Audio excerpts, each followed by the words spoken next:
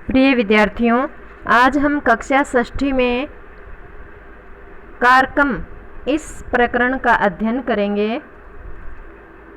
तो विद्यार्थियों, कारक की परिभाषा देखें तो कारक की परिभाषा होती है कि जिसका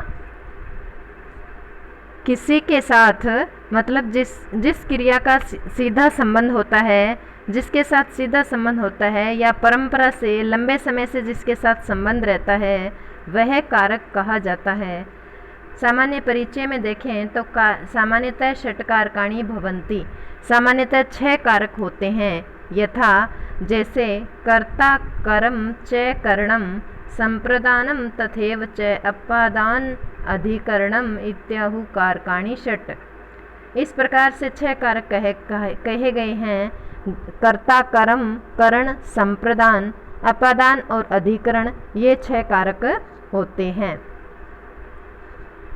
अब हम इनके नाम देखो लिखे हुए। कर्तृकारकम कर्ता कारक, करम कारकम करम कारक, करण कारकम करण कारक, संप्रदान कारकम संप्रदान कारक, अपादान कारकम अपादान कारक, अधिकरण कारकम अधिकरण कारक।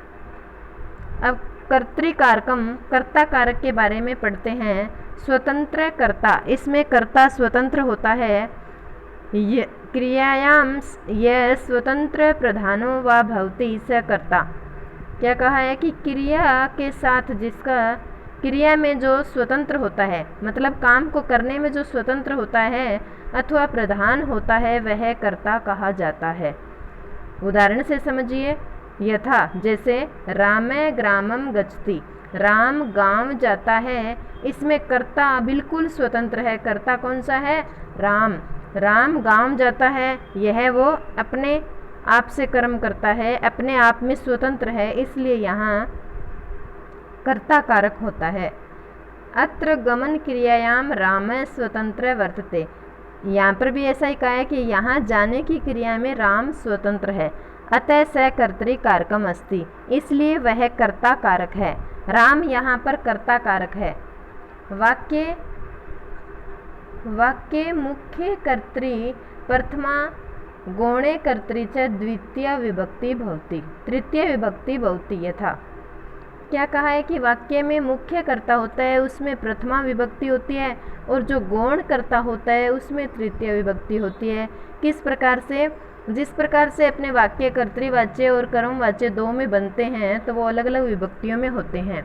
जैसे रामे ग्रामम गच्छति, राम गांव जाता है, यहाँ कर्ता स्वतंत्र है और प्रधान करता है, इसलिए इसमें प्रथमा विभक्ति का प्रयोग हुआ है। दूसरा वाक्य है रामेण ग्रामे गम्यते, राम के द्वारा गांव जाया जाता है, या राम को गांव जाना, मतलब राम ही जाने वाला है दोनों में, पर वहाँ राम गांव जाता है स्वतंत्र रूप से, यहाँ राम के द्वारा गांव जाया जा रहा है। तो राम में तृतीय विभक्ति, क्योंकि ये वाक्य है जो कर्म वाच्य में बन गया, इसमें गौण कर्ता माना गया है, मतलब उसको भेजा जा रहा है वहाँ, इसलिए इसमें तृतीय विभक्ति का प्रयोग हुआ है। इसी प्रकार से हम देखते हैं कि कर्म कारक कर्तुरीप्सितमं करम, कर्ता जिसको सर्वाधिक चाहता है। कर्ता स्वक्रियया यम अर्थम अतिशयन प्राप्तुम इच्छति, कर्ता अपनी क्रिया से जिसे प्राप्त करने की इच्छा करता है, तत्कर्म भवति, वह कर्म होता है। जिस प्रकार से देखिए, यथा बालक विद्यालयम गच्छति, बालक विद्यालय जाता है, तो कर्ता सर्वाधिक किसे चाहता है? विद्यालय को चाहता है, यहाँ विद्यालय जा रहा है, विद्यालय में द्वितीय है और यहाँ कर्म कारक माना जाता है। अत्र वाक्य बालक कर्ता भवति, यहाँ वाक्य में बालक तो करता है, गमन क्रिया या विद्यालय तस्य इप्सितमं वर्तते, गमन क्रिया जो जाने की क्रिया है वह विद्यालय है, वह उसके द्वारा चाहा गया है, अतः विद्यालय मिति कर्म कारकम वर्तते, इसलिए विद्यालय ही यहाँ कर्म कारक है। कर्मणि द्वितीय विभक्ति और कर्म में द्वितीय विभक्ति का प्रयोग हुआ है। कर्मवाच्य मुख्य च प्रथमा विभक्ति भवति। यथा कर्मवाच्य के मुख्य में प्रथमा विभक्ति का प्रयोग होता है। बालक विद्यालयम गच्छति, बालक विद्यालय जाता है, यहाँ प्रथमा का प्रयोग हुआ है। बालकेन विद्यालय गम्यते, बालक के द्वारा विद्यालय जाया जाता है, तो इसमें तृतीय विभक्ति का प्रयोग हुआ है। अब देखते हैं कि करण कारकम साधकतमम करणम क्रिया सिद्धौ यत अतिशयन सहायकम भवति तत्करणम भवति। साधकतमम जो क्रिया को करने में सहायक है वह करण कहा जाता है। क्रिया की सिद्धि में जो अत्यधिक सहायक होता है वह करण होता है। यथा श्यामै कलमेन लिखती, जिस प्रकार से क्या है कि श्याम कलम से लिखता है, यहाँ उसका क्रिया है लिखना, इसको करने में सबसे सहायक कौन है? कलम है। तो कलम में तृतीय विभक्ति लगी है और तृतीय विभक्ति करण कारक में होती है। अत्र कर्तु श्यामस्य लेखन क्रियायाम कलमै अतिशयन सहायक है। यहाँ करने के लिए श्याम की लेखन क्रिया कलम है, कलम अत्यधिक सहायक है, इसलिए कलम में अतः कलम इति करण कारकम भवति, कलम में करण कारक होता है। करणे तृतीय विभक्ति भवति और करण में तृतीय विभक्ति का प्रयोग होता है। आगे का कारक है संप्रदान कारक। संप्रदान क्या है? कर्मणा यम भी प्रेति स संप्रदानम, कर्म के द्वारा जिसे सर्वाधिक प्रसन्न किया जाता है वह संप्रदान होता है। कर्ता दान क्रिया यम संबद्धम इच्छति, कर्ता दान क्रिया के द्वारा जिसे से संबद्ध चाहता है तत्संप्रदानम भवति, वहाँ संप्रदान होता है। यथा देवदत्त भिक्षुकाय भिक्षाम ददाति, देवदत्त भिक्षुक के लिए भिक्षा देता है। अत्र कर्ता देवदत्त है, यहाँ कर्ता क्या है? देवदत्त। दान क्रियाया भिक्षुकम अभिप्रेति संबुद्धम इच्छति, यहाँ दान क्रिया के लिए भिक्षुक को दे रहे, यह संबुद्धम, इसके लिए इच्छा हो रही है। अतः भिक्षुक पद संप्रदान कारकम, इसलिए भिक्षुक पद को भिक्षुक शब्द में संप्रदान कारक है। संप्रदाने चतुर्थी विभक्ति भवति, संप्रदान में चतुर्थी विभक्ति होती है। अपादान कारकम क्या है? ध्रुवम अपाये अपादानम, अब यहाँ जो स्थिर या निश्चितता का भाव या अलग होने का भाव होता है वहाँ पर अपादान कारक होता है। अपाये विभागे यत ध्रुवम अवधिभूतम तत् अपादानम भवति, अलग होने या स्थिरता के क्रम में अपादान कारक होता है। जैसे वृक्षात फलम पतति, वृक्ष से फल गिरता है। अत्र फलस्य विभाग वृक्षात भवति, यहाँ फल का विभाग वृक्ष से होता है, अलग वृक्ष से होता है। अतः वृक्ष ध्रुव इति अपादान कारकम, इसलिए वृक्ष निश्चित ही अपादान कारक है। अपादाने पंचमी विभक्ति भवति, अपादान में पंचमी विभक्ति का प्रयोग होता है। आगे हम देखते हैं कि अधिकरण कारकम।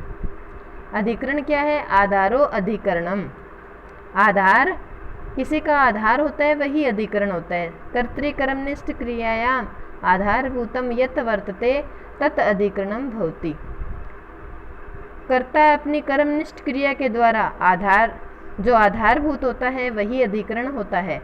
यथा विद्यालय छात्रा पठन्ति, जिस प्रकार से विद्यालय में छात्र पढ़ते हैं तो छात्रों के पढ़ने का आधार विद्यालय है यहाँ, तो विद्यालय में सप्तमी विभक्ति है और सप्तमी अधिकरण में है।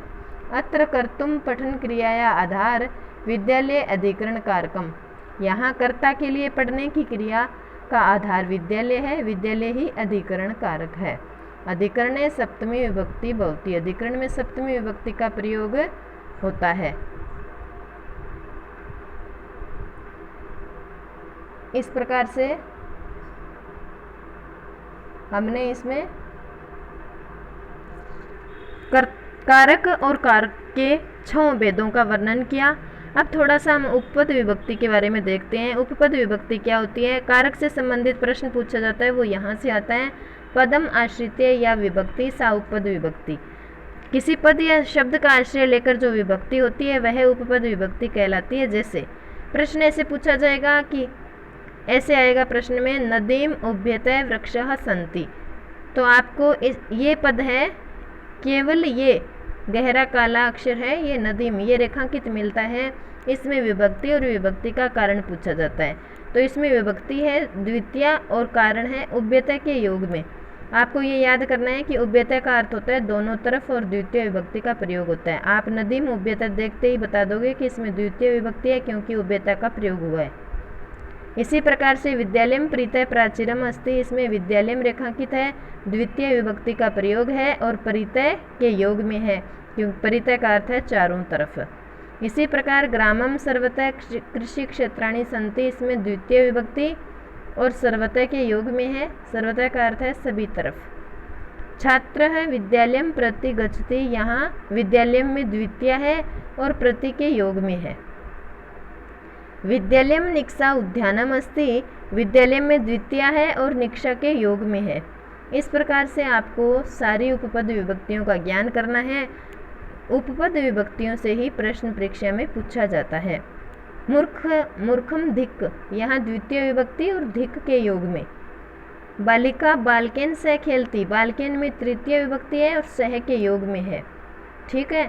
अब ज्ञानेन विना जीवनम वृथा, यहाँ ज्ञानेन में विभक्ति है तृतीया और विना के योग में है। अब कहा गया है कि विना का अर्थ होता है अतिरिक्त, यहाँ तृतीया पंचमी द्वितीय कुछ भी हो सकती है। यहाँ विभक्ति पहचाननी है कि तृतीया लगी है तो विना के योग में। द्वितीय ज्ञानम विना होता तो द्वितीय मान लेते, या फिर ज्ञानात विना होता तो अपने पंचमी मानते। ठीक है। विवादेन अलम, इसमें विभक्ति पूछी जाए तो तृतीय है अलम के योग में। और एक होता है मलम मलाय अलम, तो ये मलाय में विभक्ति है चतुर्थ, ये भी अलम के योग में। ठीक है। क्यों? क्योंकि यहाँ मल के लिए मल पर्याप्त है। पर्याप्त या समर्थ अर्थ में लगती है वो चतुर्थी होती है, और वारण या दूर करना निवारण करना के योग में होती है वो तृतीय विभक्ति का प्रयोग होता है। इस प्रकार से अपने को विभक्तियों का ज्ञान करना है। अब देखते हैं पितृदेवाय नमः, यहाँ चतुर्थी विभक्ति नमः के योग में है। यहाँ चतुर्थी विभक्ति नमः के योग में है। विद्यालयात बही बालका खेलंती, यहाँ विद्यालयात में पंचमी है और बही के योग में है। वृक्षस्य ऊपरी मर्कटा क्रीडंती, यहाँ वृक्षस्य में षष्ठी है और ऊपरी के योग में है।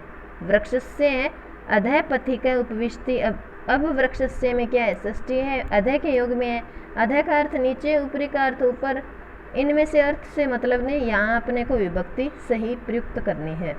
विद्यालय से अंत छात्राः पठन्ति, यहाँ क्या है? अंत के योग में षष्ठी है, अंत का अर्थ है भीतर। इस प्रकार से हमने कारक विभक्ति का सामान्य परिचय और उपपद विभक्तियों का ज्ञान किया। धन्यवाद।